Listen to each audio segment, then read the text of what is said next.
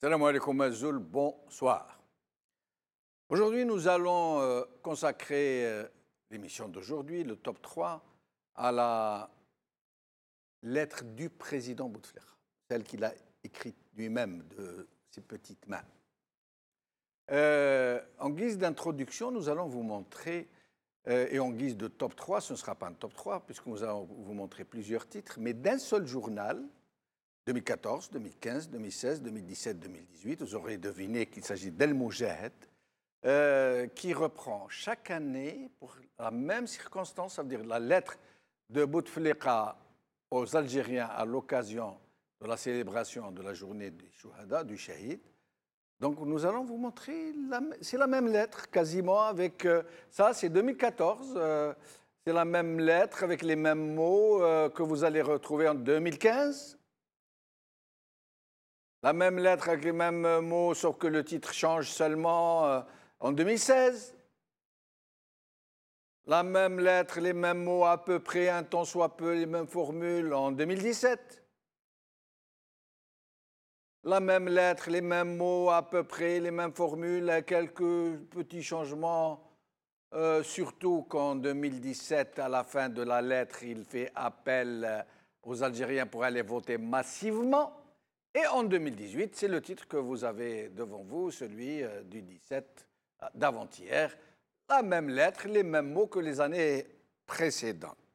Et donc, le titre de notre émission d'aujourd'hui, c'est Bouteflika, c'est lire et écrire. Nous allons parler de cette lettre, mais aussi des circonstances dans lesquelles elle a été écrite, par qui, comment, pourquoi. Et nous allons parler aussi des dures conditions que traverse l'Algérie en ce moment, ce que ça cache, ce que ça... Et alors, nous allons donc commencer par recevoir nos invités. Zoubida Assoul, présidente UCP, Anwar Haddin, président MLJS, Amina Fedjer, médecin résident en pédiatrie, CHU Oran. Alors, Zoubida Assoul, merci d'être avec nous.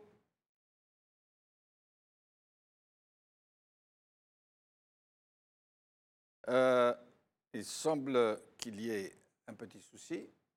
Nous allons donc essayer de joindre nos invités. Alors, tout à l'heure, nous allons vous montrer, disons, une petite mise en scène d'Algériens qui s'expriment au sujet de la lettre que nous avons choisie parmi diverses catégories sociales, qui vont vous dire ce qu'ils pensent de cette lettre. Moi, ce que j'aimerais dire, en attendant de pouvoir recevoir nos invités, et à quoi sert ce genre de message? On nous avait annoncé depuis plusieurs jours déjà que M. Bouteflika allait s'adresser à la nation. Beaucoup de gens ont été étonnés, s'adresser, il va parler enfin. Et puis ils ont corrigé, non, il va faire une lettre. Donc cette façon de faire une lettre d'un président qui parle de choses très complexes, qui semble parler de choses très complexes, qui écrit des choses vraiment parfois ahurissantes, tellement qu'elles retracent une réalité, qu'elles évoquent, qu'elles décrivent une réalité que nous ne connaissons pas, croire qu'il y a une Algérie parallèle. Alors on se demande si c'est bien lui qui écrit, pourquoi donc ne parle-t-il pas aux Algériens? Même s'il parle de façon... Même s'il doit se faire accompagner d'appareils, il y a des gens qui ont des problèmes de tonalité, j'allais dire, et qui servent d'appareil pour parler. Pourquoi ne nous parle-t-il pas de la même façon qu'il a parlé à François Hollande, à Emmanuel Valls? Et puis les photos qu'on nous montre, comme celle d'El Moujahid que je viens de vous montrer, vous avez vu la mine radieuse qu'il a? C'est-à-dire on ne nous montre que de belles photos, de bonnes photos. Quand il reçoit des gens, on nous dit que pour obtenir quelques secondes d'images qu'on nous montre à la télé, ils le filment pendant des heures et qu'après ils font des montages. Mais pourquoi font-ils tout ça? Est-ce pour essayer de nous vendre le message du troisième mandat, du quatrième mandat, pardon, du cinquième mandat? Ou est-ce pour nous faire oublier les gens qui, derrière lui, se servent de sa façade comme ça pour, j'allais dire, diriger, mais en fait, pour régner, pour faire je ne sais quoi, pour continuer de mener le pays au désastre. Et je parle, mais en fait, je me pose autant de questions que vous-même qui nous regardez en ce moment. Pourquoi le président algérien ne s'exprime-t-il pas normalement au peuple algérien depuis plus de 4 ans?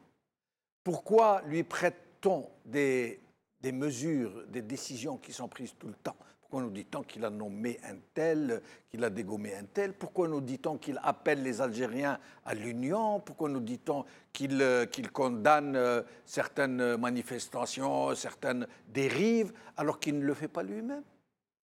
Pourquoi nous dit-on enfin qu'il a écrit une lettre qui nous dit que c'est bien lui qui l'a écrite? Pourquoi nous le montre-t-on en train de parler? On le voit bouger ses lèvres et les autres qu'il reçoit faire acquiescer de la tête. Mais pourquoi ne nous laisse-t-il pas entendre ce qu'il dit à ses invités, puisqu'il semble l'entendre, l'écouter attentivement et même lui répondre, comme le fait généralement M. Brahimi quand il vient le voir. Nous venons donc de joindre Zoubida Assoul, présidente de l'UCP. Merci d'être avec nous, Zoubida Assoul. Bonsoir, si jamais. Merci Bonsoir, à vous. Merci. Alors, donc, aujourd'hui, nous évoquons cette fameuse lettre de M. Bouteflika, qui semble ne plus s'adresser aux Algériens qu'à travers des lettres qu'on lui prête. À votre avis, qu'est-ce qui se passe? Est-ce que c'est lui qui écrit ces lettres, qui envoie ces messages dont on nous dit qu'il transmet tel message au peuple algérien, qui lui demande d'être uni, qui lui demande de faire face aux menaces, aux périls qui nous viennent de l'étranger? Qu'est-ce que vous en pensez, Zoubida Assoul? Ben, écoutez, d'abord, ce n'est pas la première fois que le président communique avec son peuple avec des lettres. Oui. Ça dure depuis son dernier AVC, donc 2013. Et puis, franchement, moi, quand j'ai vu la lettre, elle n'a rien de différent par rapport aux lettres précédentes à toutes les occasions. Absolument, nous venons de le signaler. Nous avons même montré les images d'El Moujahid 2014, 2015, 2016, 2017. Voilà. C'est les mêmes lettres quasiment qui sont reproduites. Voilà, je n'ai pas suivi votre VTR, mais... Mais vous êtes tombé pile poil. Je suis moi. En effet, oui. Voilà. Voilà, je trouve qu'il n'y a pas vraiment une différence. D'abord, ce que je constate à première vue comme ça, ce sont des lettres qui s'inscrivent toujours dans le passé. Oui. On ne parle pas du présent et encore moins de l'avenir. Oui. Aujourd'hui, les Algériens attendent de leur chef d'État qu'il leur parle de leur présent et comment améliorer leur avenir, comment leur donner de l'espoir, comment assurer le développement du pays, comment lutter contre la corruption, comment permettre aux jeunes vraiment de prendre la prise de décision de leur destin, parce qu'ils sont la majorité de ce peuple, ils constituent 70% de la population. Ils attendent à ce que le développement soit un développement hors hydrocarbures, ce qu'il nous a promis depuis plusieurs décennies. Il ne faut jamais oublier que le président est là depuis 1999 et donc il lui reste une année. Ça fait 20 ans qu'il est là, ça fait 19 ans exactement qu'il est là. Et on est toujours, notre économie est dépendante des hydrocarbures à 95%.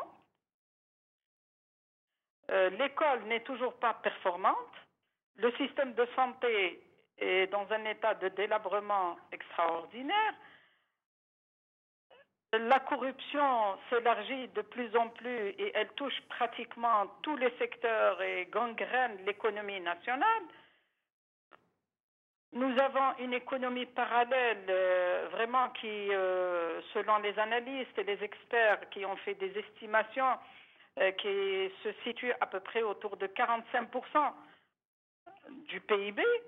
Donc, quand même, je ne sais pas comment peut-on aujourd'hui parler, et certains responsables politiques de la majorité qui nous parlent que l'Algérie est bien meilleure que la Suède. J'imagine qu'ils doivent vivre sous d'autres cieux et qu'ils doivent faire ils transposent qu'ils vivent ailleurs pour l'Algérie. Parce que moi, aujourd'hui, j'ai été à la daïra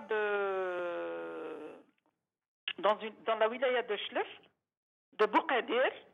Eh ben, les routes sont éventrées, l'urbanisme est dans un état d'anarchie totale. Vous voyez les jeunes qui sont là oisifs, qui n'ont rien à faire. Ils n'ont pas d'activité culturelle, ils n'ont pas d'activité sportive, ils n'ont pas d'activité économique. Donc, comment peut-on aujourd'hui dire que l'Algérie est en bon état, qu'elle se porte bien? Et restez avec nous, Zoubida Assoul. Je reviens à vous dans un petit moment. Avec nous, Anwar Haddam. Merci d'avoir accepté notre invitation, Anwar Haddam. Merci pour l'invitation. Merci. Alors, Anwar Haddam, vous êtes avec nous en Skype, normalement. D'abord, Zoubida Assoul vient de nous faire un constat implacable et très réaliste de la situation que vivent les Algériens aujourd'hui, mais qui n'a rien à voir avec la situation décrite par la lettre qu'on prête à M. Bouteflika et qui nous parle d'abord avec une langue de bois des années 60-70, et puis l'Algérie, l'édification nationale, le bond en avant, le prodige, je ne sais quoi, des termes incroyables. Alors, ma première question à Anwar Haddam, si les Chouhada pouvaient revenir pour voir, qu'est-ce qu'ils nous diraient aujourd'hui sur l'état de cette Algérie dont ils ont payé l'indépendance au prix de leur vie? Oui, en effet. Merci encore une fois pour l'invitation. Je salue les invités, les téléspectateurs. Effectivement, et ce sera peut-être l'occasion de rappeler aux jeunes des Chouhada. Tout d'abord, نحن نرحم على جميع الثورة التحريرية. On leur rend hommage à leur famille, à tous ces gens, et que nos jeunes d'aujourd'hui comprennent que ces Chouhada étaient des jeunes, dans leur vingtaine, dans leur trentaine. Anwar Haddam, il y a des coupures dans le son, donc je vais vous demander de rester en Skype et on va vous appeler au téléphone à côté, comme ça, on vous entendra depuis le téléphone et on vous verra depuis le Skype. On revient à vous dans un petit moment et je reçois Amina Fadjar, médecin résident en pédiatrie, CHU d'Oran. Merci d'être avec nous, Amina. Bonsoir. Bonsoir. Alors, donc, est-ce que vous avez lu la lettre qu'on prête à M. Bouteflika, dont on dit que c'est lui qui l'a écrite? Vous l'avez lu? Je l'ai bien lu, effectivement. Pardon? Je l'ai bien lu, effectivement. Alors, qu'est-ce que vous en pensez? Je pense que la lettre était profonde. C'est-à-dire, elle véhiculait un message assez profond. Et je me suis retrouvée, moi, dans cette lettre, tout comme la cause dans laquelle nous défendons tous, c'est-à-dire moi, je représente médiatiquement les résidents en médecine. Et du coup, on s'est retrouvés dans cette lettre-là. Parce que nous aussi, c'est-à-dire tout comme les Chouhada, nous sommes mobilisés et nous mobilisons toute notre capacité intellectuelle, notre génie, notre savoir-faire, c'est-à-dire pour accomplir notre devoir et humanitaire et c'est-à-dire relever un petit peu la santé en Algérie. Nous sommes déterminés à contribuer à cette nation et dans le secteur sanitaire plus particulièrement. Mais quand M. Bouteflika ou la personne qui a écrit cette lettre en son nom évoque cette situation où on nous décrit une Algérie qui a fait un bond prodigieux en avant, qui a construit le pays grâce à la concorde et à la réconciliation nationale, alors, comment vous retrouvez-vous, vous, au sein de vous, votre profession, vos revendications, au sein de cette conjoncture? Le slogan du Monsieur le Président. Donc c'est El Eza al Karama, donc c'est l'Algérie glorieuse, et avec dignité. Donc honnêtement là, peut-être il y a eu du positif dans le pays. Peut-être il y a eu, c'est-à-dire si on prend un petit peu de recul, peut-être qu'il y a eu du positif. Mais honnêtement, maintenant, nous sommes dans l'impasse. Nous, les médecins, en général, nous sommes dans l'impasse. Nous faisons face à un système sanitaire complètement démuni. On est sacrifié. Donc, le médecin algérien, il est sacrifié. Et pour avancer, nous ne devons plus sacrifier le médecin. Nous ne devons plus sacrifier le secteur de santé. Et arrêtons de tromper le peuple et l'opinion publique. Arrêtons de prendre le médecin et le malade en otage. Je ne sais pas s'il y a des gens qui sont mal intentionnés, je ne sais pas s'il y a des gens qui font ça pour assouvir leur, on va dire, leur plaisir personnel, mais je souhaite, et nous souhaitons que les choses bougent. Nous souhaitons retrouver notre dignité et notre gloire. Mais Bouteflika, ou la personne qui écrit en son nom, semble être totalement autiste, aveugle sur ce qui se passe dans la rue, vous concernant vous-même, ou concernant les enseignants, ou concernant les étudiants, ou concernant tous les autres corps qui sont en train de manifester dans la rue. Il fait une fixation sur la région. Et il semble dire non, nous, par rapport aux pays voisins, nous sommes très bien, nous sommes. Ça veut dire quoi, ça? Honnêtement, je ne sais pas. Mais ce que j'ai lu dans la lettre, j'ai trouvé une assez. C'est-à-dire, on se ressemble dans le message, vu que même les Souhada ont tout donné, c'est-à-dire pour leur pays. Ils ont combattu la tyrannie, l'avilissement, le rejet, l'oppression, l'injustice. Et nous subissons exactement la même chose. On est en train de combattre pour retrouver un petit peu cette dignité et on essaie de retrouver un petit peu la justice dont nous méritons.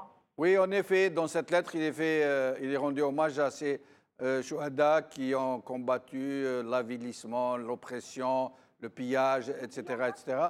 Et restez avec nous, nous allons retrouver Anwar Haddam. Vous êtes avec nous, Anwar Haddam? Oui, oui, je suis toujours là, oui. Voilà, vous êtes bien plus audible. Alors, je vous laisse poursuivre ce que vous disiez. Donc, ce que je disais justement, c'est qu'il faut se rappeler, en ces journées de Shahid, il faut se rappeler ces jeunes qui se sont sacrifiés durant la guerre de libération de ce pays. Et nous rendons hommage à tous ces chouhada, Allah yarhamhum. Mais ils se sont sacrifiés pour essayer de comprendre, essayer de voir ce qui se dit maintenant, cette lettre qui est traitée au président de la République, comparer pour quelles raisons ils se sont sacrifiés, ces jeunes-là. Ils se sont sacrifiés pour un état social. Où est l'état social maintenant lorsqu'on vient leur dire que tout est comme si c'était alors que c'est un droit acquis à tous les Algériens d'avoir une éducation décente, d'avoir une vie sociale décente. Et c'est ça, parce que ça, c'est l'un des moyens comment répartir équitablement les richesses du pays. Les richesses du pays n'appartiennent pas à ce pouvoir qui dit OK, comme on nous a donné ceci et cela. C'est un droit acquis. Où est l'état social, l'état démocratique? Où est la démocratie en Algérie? Alors que maintenant, nous sommes en train d'être gouvernés d'une manière non constitutionnelle, par des lettres. On n'a pas vu le président de la République depuis tant d'années. On ne sait pas qui est en train de diriger le pays. Et est-ce que c'était ça l'état du 1er novembre 54? Mais Anwar Haddam, pourquoi, à votre avis, Anwar Haddam, essayez de nous expliquer quelque chose. Pourquoi on nous le montre quand il reçoit des gens, des chefs d'État, des personnalités diverses? Pourquoi on nous le montre en train de parler, de faire ça avec la main, et eux en train de faire ça, alors que, puisqu'il parle, pourquoi il ne nous parle pas à nous? Pourquoi il nous écrit? Wallahi, vous avez vous-même, et depuis des années qu'on est en train de poser ces questions-là. Moi, je pense qu'il faut penser à nos jeunes et ne pas rester dans ces questions dont on n'a pas de réponse. Il faut essayer de donner une certaine amal pour ce peuple, pour ce jeune, ces jeunes-là qui sont en train de essayer de dire non, si nos jeunes des années 50 avaient fait la même chose, on serait encore sous le joug colonial. Donc, pour se libérer de ce despotisme qu'on est en train de vivre, de ce stigmate, de cette corruption, de toute cette tabaïa, dépendance vers l'extérieur. Donc, il est temps que l'on s'unisse et que l'on essaye de voir ensemble, en dépassant tous les clivages politico-idéologiques, et essayer de réfléchir ensemble sur le futur de notre pays. C'est ça le truc essentiel dont on doit faire. Je me permets de vous interrompre. Il semble qu'il y ait un souci au niveau de votre téléphone ou de votre Skype. Je reviens à vous dans un moment. Zoubida Assoul, vous êtes avec nous? Zoubida Assoul? Oui, je suis là. Alors, vous qui êtes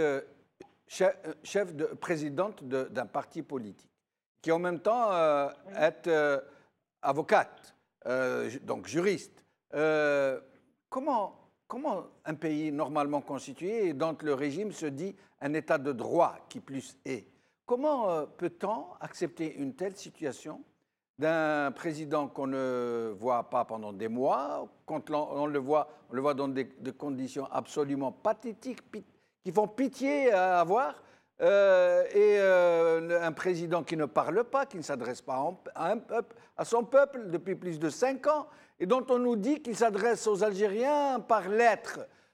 Comment peut-on accepter une telle situation dans un État qui se dit de droit? On ne l'accepte pas. Le cas, c'est que nous, les partis politiques, en tout cas le parti que je dirige, depuis 2013, on n'a pas cessé d'appeler à l'application de la Constitution. Le président est tombé malade. Ce sont des choses de la vie qui peuvent arriver à n'importe qui, même à quelqu'un des choses de la vie. Donc, on avait suggéré à ce qu'on applique dispositions constitutionnelles contre le président, des accusations très graves, de 45 jours. De la Constitution précédente, c'est la 87, vous avez appelé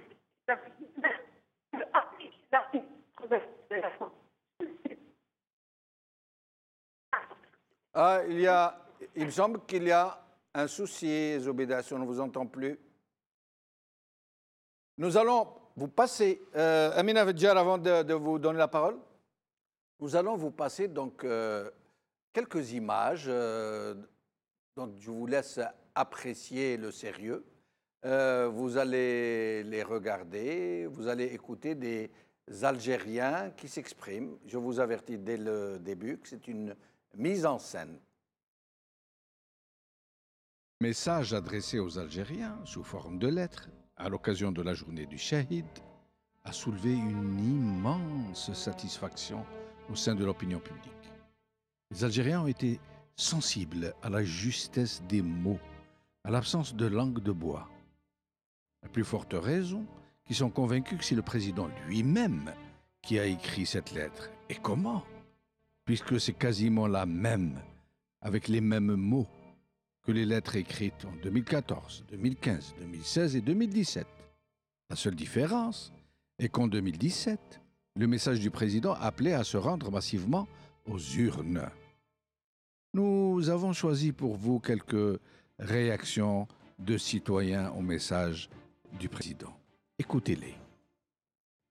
Un Algérien qui aime Bouteflika. Mon cher président, merci pour cette lettre. Je suis fier de vous. Et les Chouhada seraient fiers de vous s'ils pouvaient nous transmettre un message. Oui, comme vous le dites, leur combat n'a pas été vain. Grâce à vous, grâce à votre sagesse, à l'intégrité de vos ministres, de vos généraux, de vos collaborateurs, de vos frères et de tous ceux qui vous entourent, grâce à leurs grandes compétences, à leur dévouement, notre peuple est heureux de vivre. Nos villes sont propres, nos jardins publics charmants, nos routes belles et bien entretenues, notre école et notre université tellement excellentes que des Européens viennent étudier chez nous, nos hôpitaux tellement performants que tous les politiciens français et tous les barons du régime français viennent se soigner chez nous. Notre pouvoir d'achat nous permet de vivre dignement.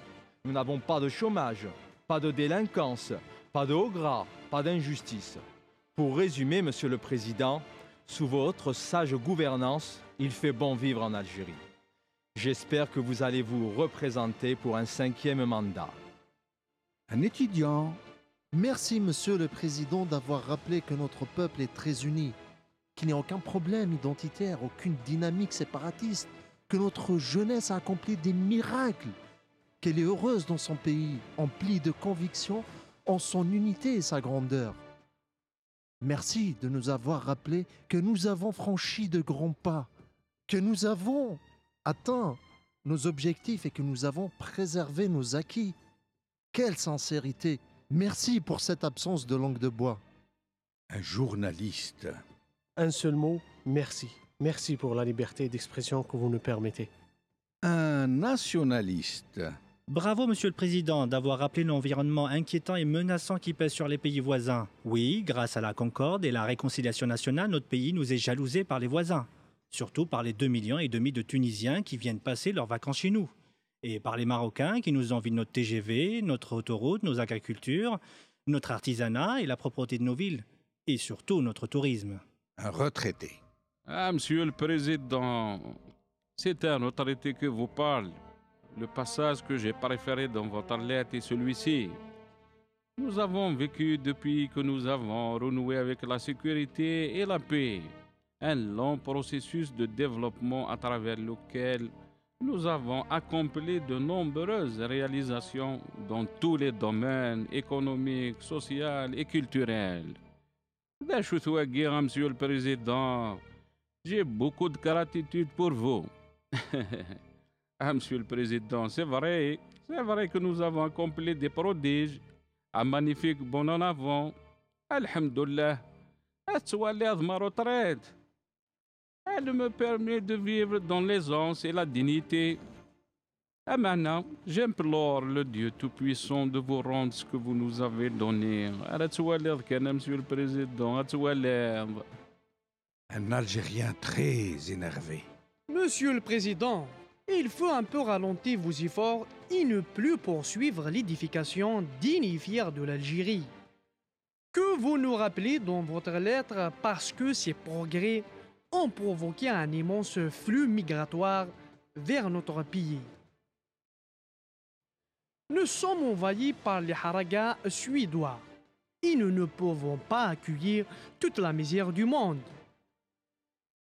Surtout depuis que Ould Abbas a attiré leur attention. Alors, moins d'efforts s'il vous plaît.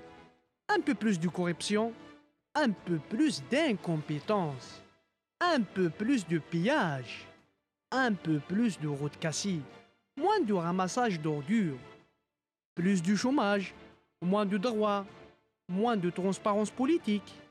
Et il faut arrêter d'être un paradis sur terre. Sinon, nous allons attirer toutes les misères du monde. Un médecin résident. En tant que médecin, je suis un peu déçu que vous ne parliez pas de nous dans votre lettre, Monsieur le Président. En tous les cas, nous vous remercions d'avoir autorisé notre manifestation à Alger, d'avoir ordonné aux policiers de ne pas nous matraquer et de nous avoir invités à exprimer notre contestation de façon pacifique. Pour être digne de vous et de votre grande sagesse, nous vous demandons de nous imposer 5 ans de service civil et 3 ans de service militaire. Vive Faramatou. Une fille de Shahid. En tant que fille de Shahid, je voulais vous dire bravo, Monsieur le Président.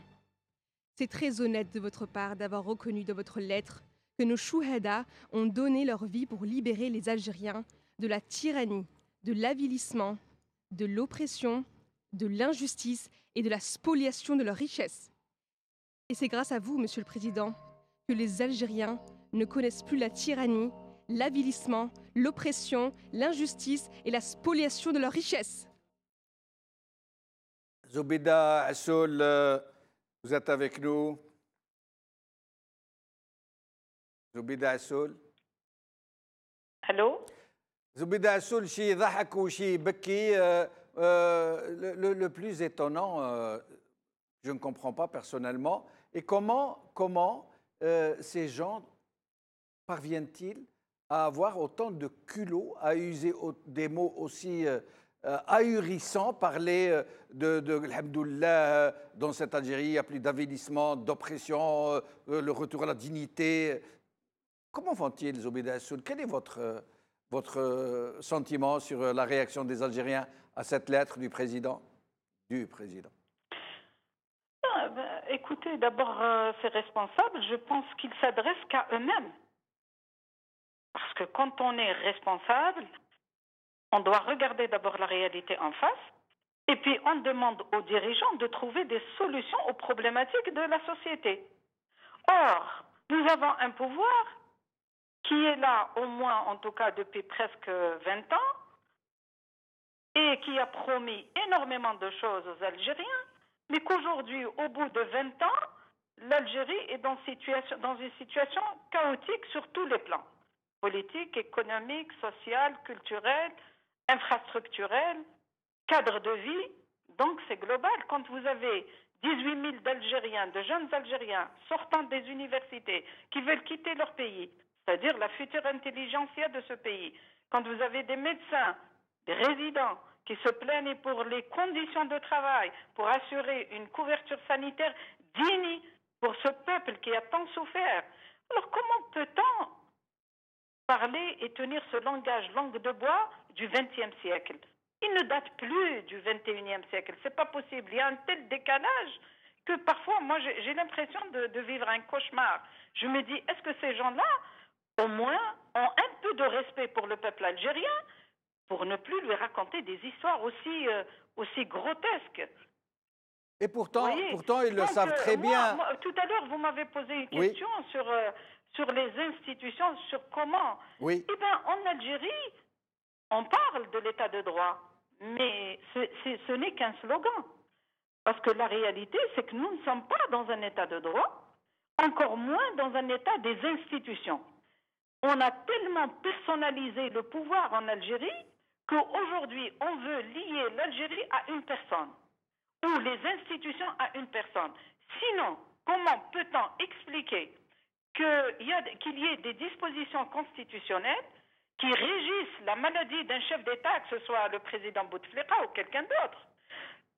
Et quand ce président tombe malade, les constitutionnalistes et les politiques algériens ont prévu des dispositions constitutionnelles comment parer à des situations pareilles.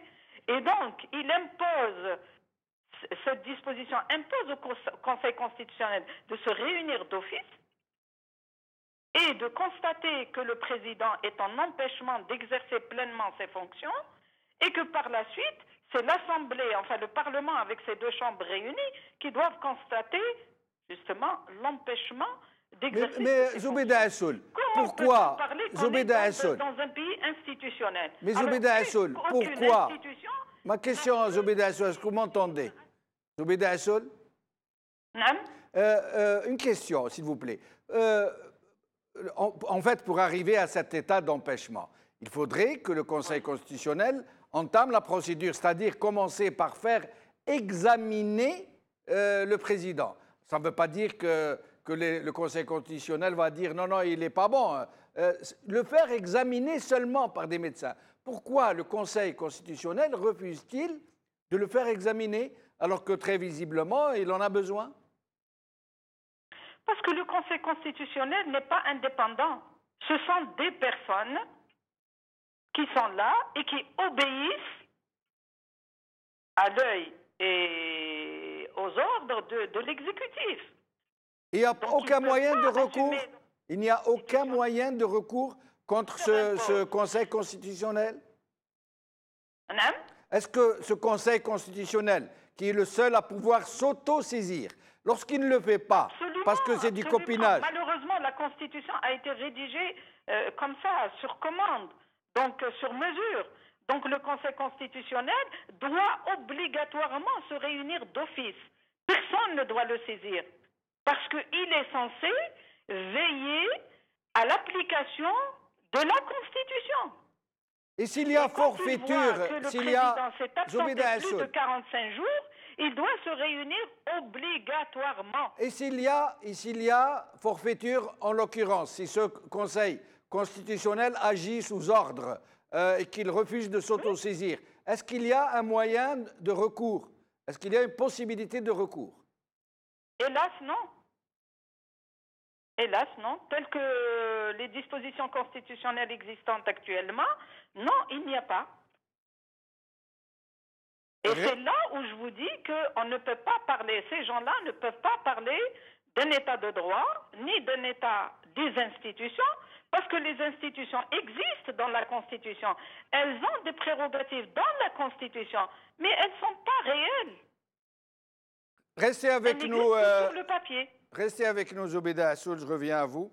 Anwar Haddam,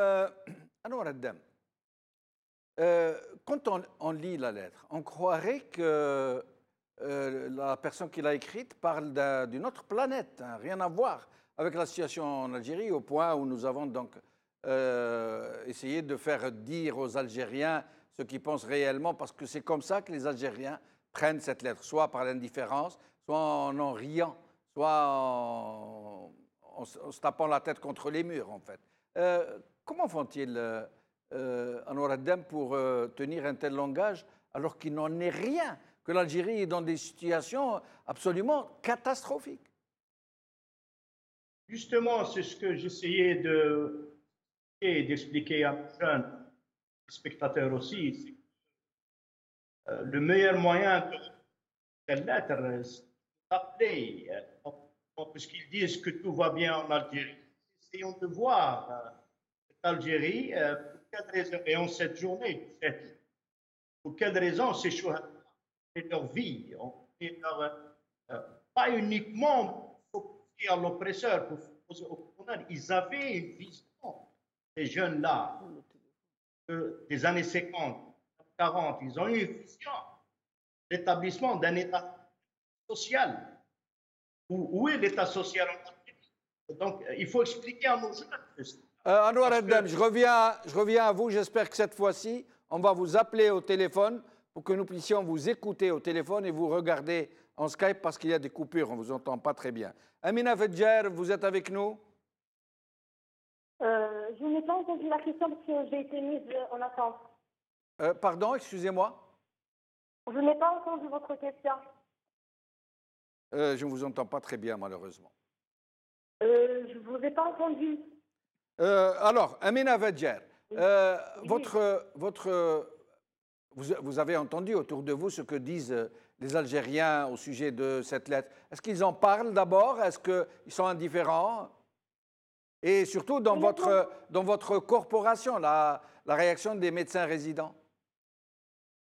C'est-à-dire, nous, malheureusement maintenant, c'est-à-dire, je n'ai pas eu l'occasion d'écouter l'opinion publique.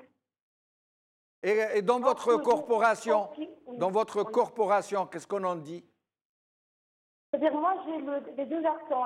La version malade, c'est-à-dire les malades qui viennent continuer à notre niveau, ils compatissent avec nous, ils nous soutiennent à fond et ils comprennent, c'est-à-dire les enjeux de ce système de santé, on va dire, mafieux et injuste. Maintenant, le côté des médecins, nous attendons la ficelle, nous attendons, c'est-à-dire nous gardons espoir. Nous gardons ce petit brin d'espoir pour qu'on puisse nous entendre et qu'on puisse, c'est-à-dire, changer des choses. J'espère que quelqu'un va prendre l'initiative de bouleverser un petit peu le destin de ce mouvement.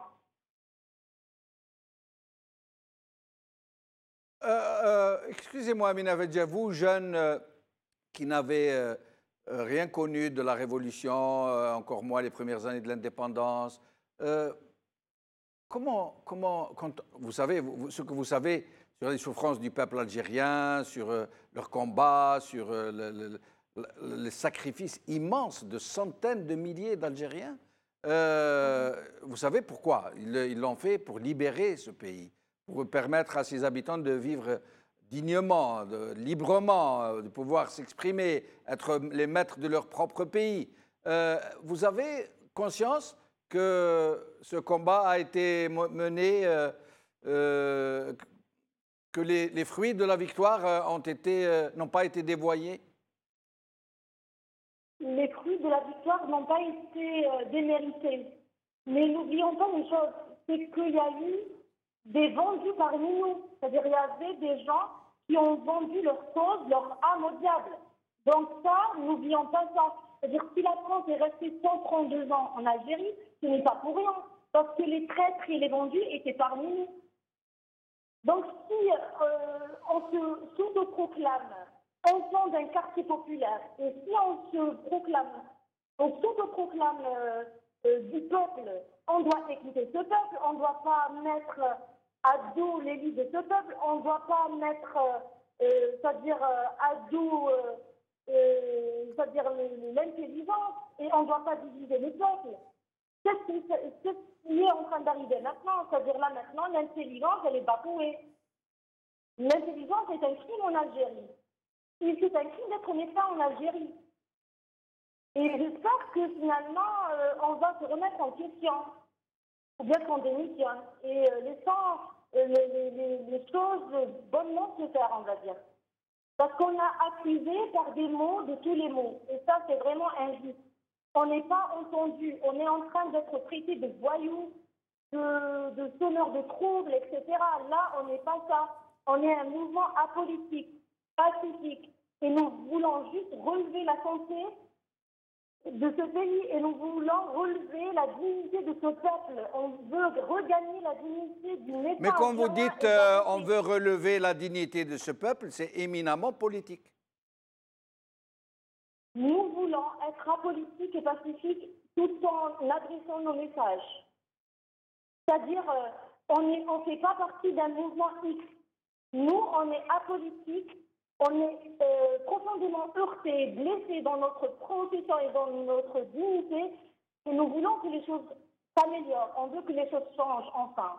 Merci, merci Amina Fadjar. Je reviens à Anwar Haddam. Je suis désolé pour ce contretemps technique.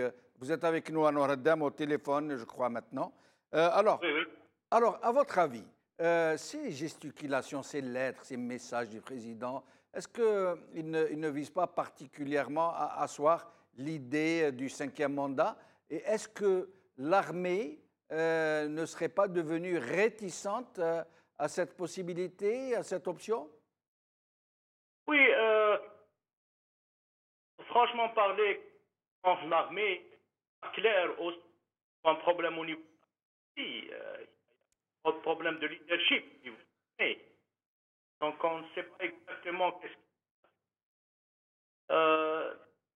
C'est une situation compliquée. Vous avez posé la question avant, qu'est-ce qu'il faut faire? En fait, à mon avis, il est temps peut-être de faire pression par la rue, je dis bien par la rue, pour la Constitution. On ne peut pas continuer comme ça, un pays sans président, et dirigé comme ça par une boîte noire, on a depuis des années, et on ne veut pas être dans le chaos. Il est temps que les gens honnêtes, les gens qui ont une confiance au nouveau dérouage, qu'ils arrêtent ça, qu'ils demandent à ce qu'il y ait un véritable... Anwar Haddam, je suis désolé de devoir vous interrompre, on ne vous entend pas. Il y a des coupures et il semble que la connexion soit très mauvaise. Zoubida Assoul non plus, nous l'avons perdu. Alors je vais me permettre de vous repasser la petite mise en scène que nous avons conçue pour vous. Et nous finirons notre émission avec ce spot que vous allez revoir maintenant. Le message adressé aux Algériens, sous forme de lettres, à l'occasion de la journée du Shahid, a soulevé une immense satisfaction au sein de l'opinion publique. Les Algériens ont été sensibles à la justesse des mots, à l'absence de langue de bois. À plus forte raison, qu'ils sont convaincus que c'est le président lui-même qui a écrit cette lettre. Et comment? Puisque c'est quasiment la même, avec les mêmes mots, que les lettres écrites en 2014, 2015, 2016 et 2017. La seule différence est qu'en 2017, le message du président appelait à se rendre massivement aux urnes. Nous avons choisi pour vous quelques réactions de citoyens au message du président. Écoutez-les. Un Algérien qui aime Bouteflika. Mon cher président, merci pour cette lettre. Je suis fier de vous. Et les Chouhada seraient fiers de vous s'ils pouvaient nous transmettre un message. Oui, comme vous le dites, leur combat n'a pas été vain. Grâce à vous, grâce à votre sagesse, à l'intégrité de vos ministres, de vos généraux, de vos collaborateurs, de vos frères et de tous ceux qui vous entourent, grâce à leurs grandes compétences, à leur dévouement, notre peuple est heureux de vivre. Nos villes sont propres, nos jardins publics charmants, nos routes belles et bien entretenues, notre école et notre université tellement excellentes que des Européens viennent étudier chez nous, nos hôpitaux tellement performants que tous les politiciens français et tous les barons du régime français viennent se soigner chez nous. Notre pouvoir d'achat nous permet de vivre dignement. Nous n'avons pas de chômage, pas de délinquance, pas de haut gras, pas d'injustice. Pour résumer, Monsieur le Président, sous votre sage gouvernance, il fait bon vivre en Algérie. J'espère que vous allez vous représenter pour un 5e mandat. Un étudiant. Merci, Monsieur le Président, d'avoir rappelé que notre peuple est très uni, qu'il n'y a aucun problème identitaire, aucune dynamique séparatiste, que notre jeunesse a accompli des miracles, qu'elle est heureuse dans son pays, emplie de conviction en son unité et sa grandeur.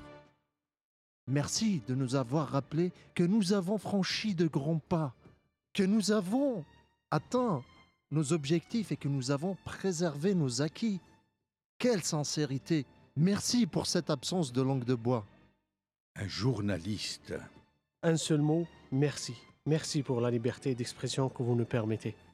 Un nationaliste. Bravo, Monsieur le Président, d'avoir rappelé l'environnement inquiétant et menaçant qui pèse sur les pays voisins. Oui, grâce à la concorde et la réconciliation nationale, notre pays nous est jalousé par les voisins. Surtout par les 2,5 millions de Tunisiens qui viennent passer leurs vacances chez nous. Et par les Marocains qui nous envient notre TGV, notre autoroute, nos agricultures, notre artisanat et la propreté de nos villes. Et surtout notre tourisme. Un retraité. Ah, Monsieur le Président, c'est un autorité que vous parle. Le passage que j'ai préféré dans votre lettre est celui-ci. Nous avons vécu depuis que nous avons renoué avec la sécurité et la paix. Un long processus de développement à travers lequel nous avons accompli de nombreuses réalisations dans tous les domaines économiques, sociaux et culturels. Monsieur le Président, j'ai beaucoup de gratitude pour vous. Ah, Monsieur le Président, c'est vrai que nous avons accompli des prodiges, un magnifique bond en avant. Alhamdulillah, ma retraite. Elle me permet de vivre dans l'aisance et la dignité. Et maintenant, j'implore le Dieu Tout-Puissant de vous rendre ce que vous nous avez donné. Monsieur le Président,